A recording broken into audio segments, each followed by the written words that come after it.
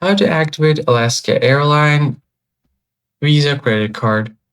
Hello everyone, in today's tutorial we're going to look at how you can easily activate your Alaska Airlines Visa credit card. First thing you have to do is open up your web browser, click on the search bar and search for Alaska Airlines credit card login and hit enter.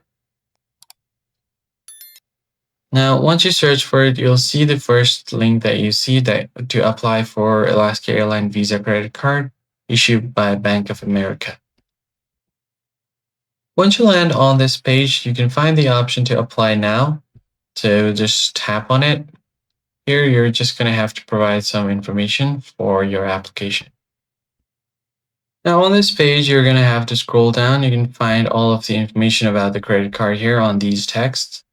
The first thing you need to do is enter your mileage plan number, then enter your first name, middle name, and last name. You could enter your suffix, then enter your address line.